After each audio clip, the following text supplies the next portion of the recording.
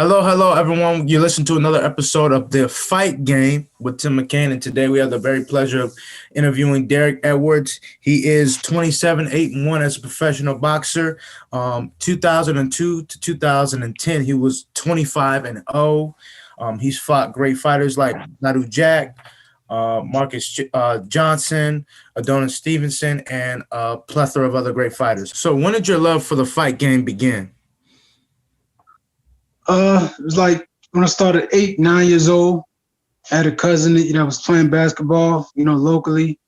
I found out they had a boxing gym at the recreation center, and started, going down, doing the workouts. Fell in love with it, and doing it off and on ever since. And I began really having a more of a personal interest in it around the time I was like 16, 17 years old. 16, 17. So explain the progression. So you were 8 or 9 years old when you first entered your first boxing ring, correct? Uh-huh.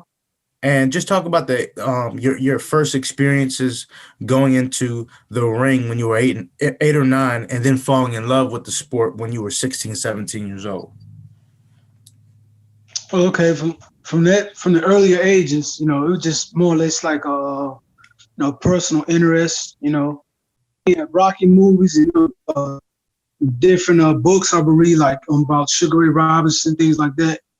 And I just personally, got a personal interest about, doing the workouts, finding out about, different like punch mechanics and different aspects of training.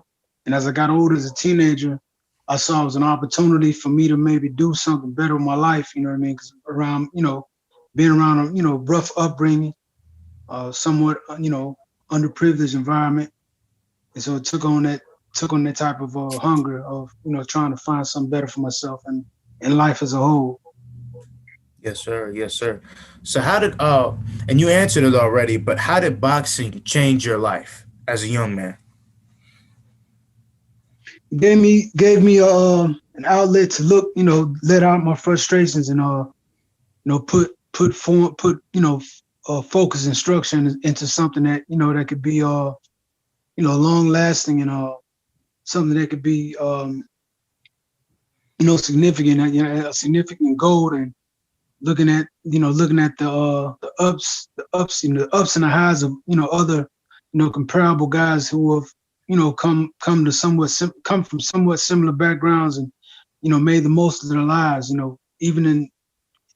even as going as far as could become world champions and 2 and 3 time world champions, and bringing a name up in lights and making something huge of themselves. Yes, sir. Yes, sir. So did you have an amateur career, and what was your amateur career? What was your record? Only had what, three, no, three, six, only 6 amateur fights. What, Wow. 3 and 2, one DQ, I believe. Some no, doing 3, 2, 3, no, like 3 and 3. Yeah, 3 and 3. Yeah, Yes, sir. Yes, only sir. had 6 amateur fights. Thing about it, me being I guess from North Carolina during that time. This is around 1997. I say 97, 98. And the amateur program is much better now, but then it wasn't strong as it was. I was actually I was able to be a walk on as in the regional amateur tournament around that time. Yes, sir. Yes, sir. And what was your experience as being an amateur and only having 6 fights? Did you so for you having 6 fights, you were like, well, I have the confidence. I know I'm a good fighter, so I don't have to have hundreds of fights as an amateur. I know I can go professional right away. Right. That's the thing. I was during that time, beginning coming back as a teenager, later middle year teenager. I became a gym rat. Hmm. And I was always athletic coming out of high school playing football. I started lifting weights, but I was always athletic. Had an athletic, fast, agile build. You know what I mean? So coming off from lifting weights, from playing football, I went in there, became a gym rat, and we had a lot of different local pros, older guys that who used to go. be in camps with guys like Whit Larry. He used to actually maintain a lot of like sparring guys for Mike Tyson back in his heyday. Mike Tyson, he worked with Tim Witherspoon, Burt Cooper, a lot of different heavyweights and different experienced guys in the past. And he Whit Larry got me in there with seasoned pros, guys around my size during that time. And I was like, I became a gym rat. And they took it easy on me, not to just trying to run me out the gym, but once I got used to it, I mean, it was like, giving me the business. And that's where I got a lot of my experience in going into the pros. You know what I mean? So I'm not, my amateur career is not there as far as numbers and competing on a huge Olympic level, but I got plenty of in-ring gym experience. You know what I mean? So that's where a lot of my comfort and confidence, came in with the sport.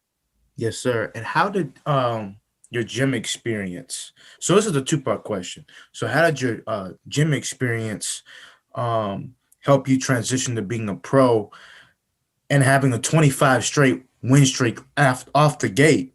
And then also take us through your experience outside and inside the ring, being somebody who was 25-0 from 2002 to 2010. It must have been a mile high. During that time, it's like a lot of guys, coming from North Carolina, a lot of guys try to give us some of the guys who made it their way as a reputation of fighters who are not necessarily that skilled or dedicated, but myself, I took personal pride and emphasis on, being the best that I could possibly be.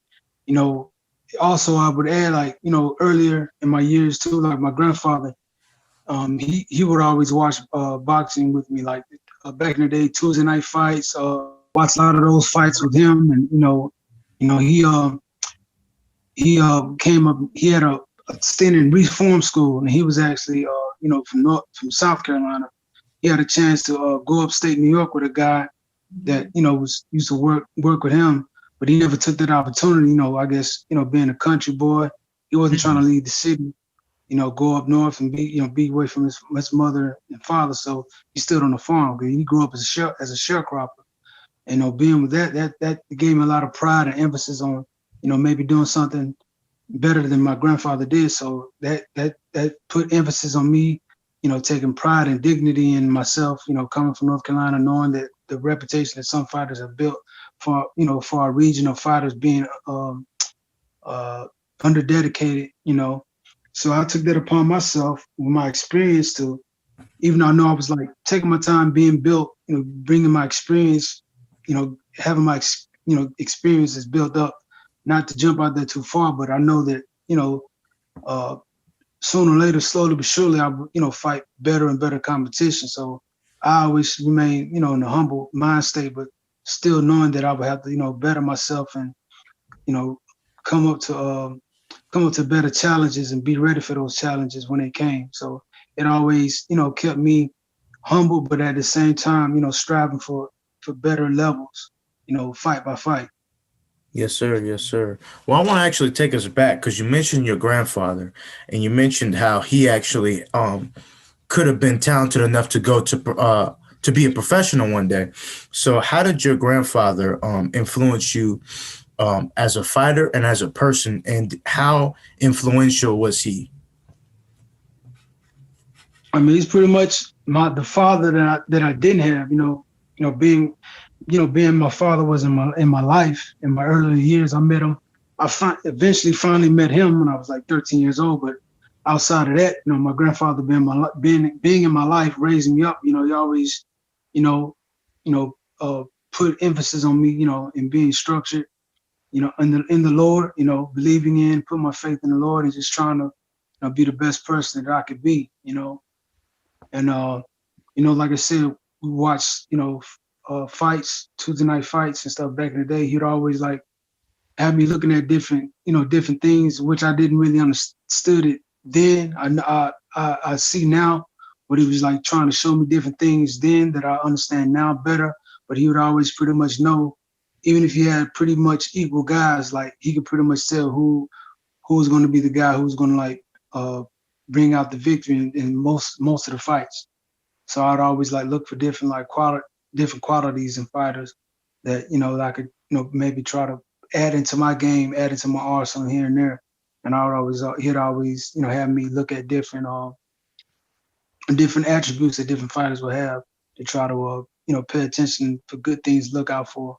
And I would always like put that in my mindset of trying to use as once I eventually started getting more involved in hand to hand combat competition, sparring, and different fights with different guys, and eventually in the pros. Yes, sir. Yes, sir. So, take us back to your youth. So, one, who were some of the fighters that you styled your game after watching their fights, and who were some of your favorite fighters personally growing up? In those days, like what early '90s.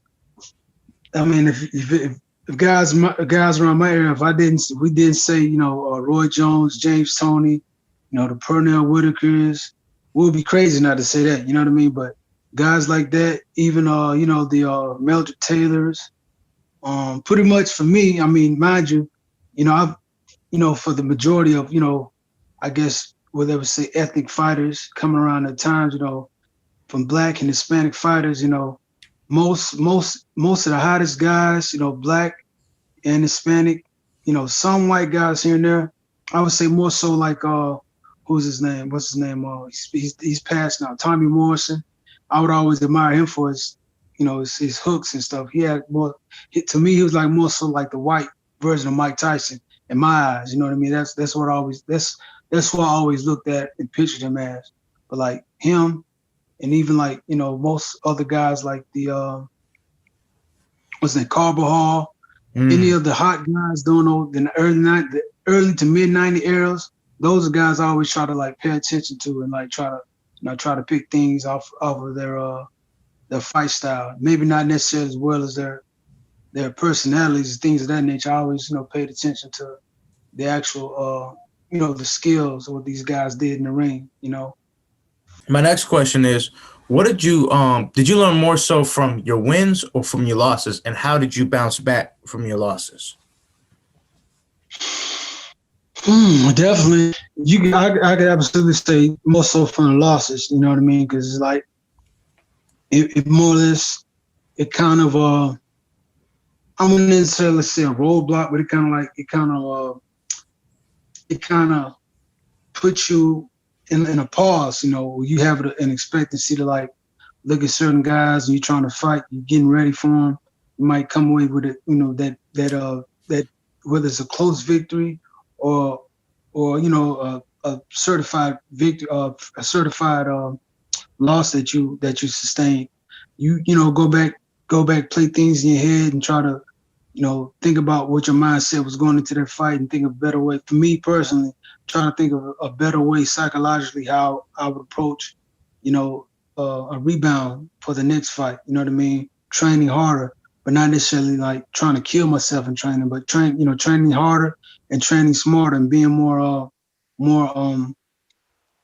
determined in my approach in different aspects and different strengths of things that I need to like use for my next fight. So Yes, sir. Yes. So, what does success look like to you? What is your definition of success? to me, definitely it's having decent people around you, because even with that, it's an individual, sport, athletic sport. But fighters, they still have, the support, as far as their team, whatever their coach is, the manager or promoter, whatever. I was going to say, finishing, achieving the best success with every aspect and every attribute that's around you, from the people, from your support, and doing your very best, knowing that you're training your best, and training your hardest, and training your smartest, and getting the best results. Hopefully in victory for every victory, you try and get as many victories as you can, because nobody wants to lose. Absolutely, absolutely. So, last question: who are your top 10 greatest boxers of all time? Top 10, man. I get asked this a lot, but I never really had just like maybe even one like particular one favorite. But if I can go down the line, guys I would think off of straight off hand, I would say, James Toney, Roy Jones Jr., Sugar Ray Leonard, Dwight Cowie, Dwight Braxton, Marvin Hagler. Who's some other guys? That's the first five. I would say Would you go heavyweights? Larry Holmes, Larry Holmes. Joe Frazier, Mike Tyson, and a few other boxers, just pure boxers. Terry Norris. Don't get me wrong, I guess a lot of guys look old school for the greatest Ali.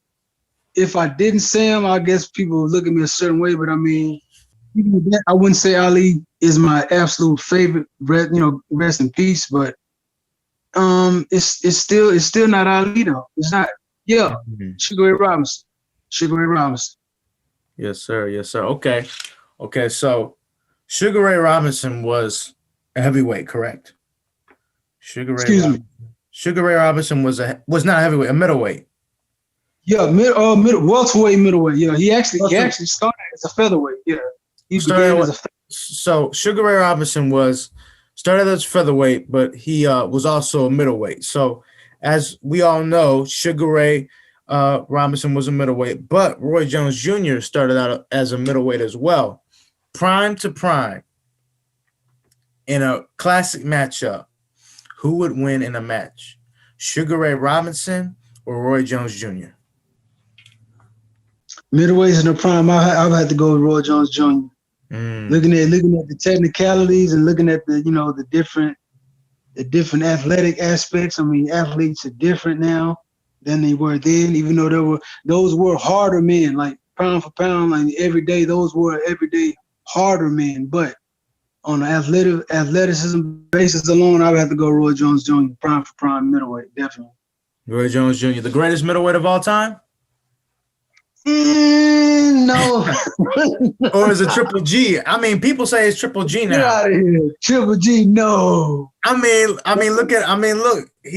how many, hasn't he won more middleweight championships than anyone in history? Hasn't he had the longest? Has he had the longest? The errors. Look at the errors. Now, the errors. Don't get me wrong. Like, I don't want to be like, people try to like bring up like touchy subjects about race and this, that, and other.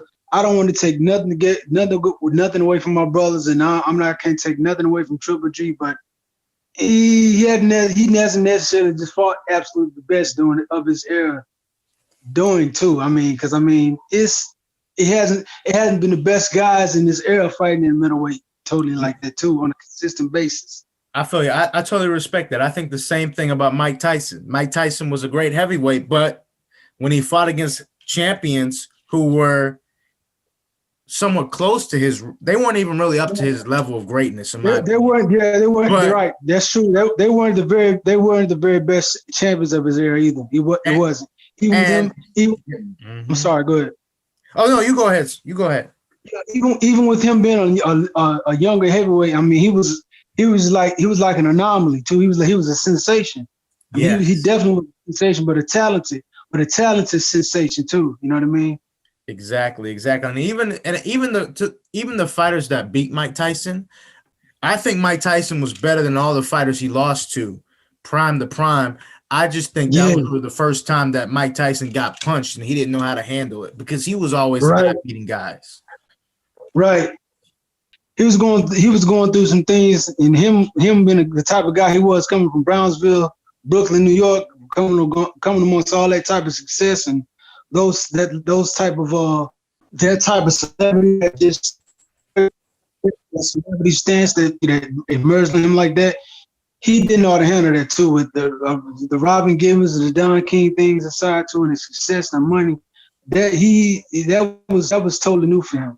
Yeah, I believe it. It's no excuse for his athletic performance, because he should have been ready for all of that regardless. You know what I mean? But mentally, he wasn't ready for that type of stuff. He wasn't. you know. Agreed. And nothing to take away from Evander Holyfield or Buster Douglas. Those are great champions, especially Evander Holyfield, not even being really a heavyweight. He was a cruiserweight.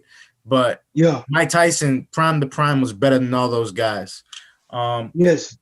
But Derek, thank you very much for your time. I really appreciate you, and you have an amazing day. Thank you, bro. You too. Yes, sir. Mm-hmm.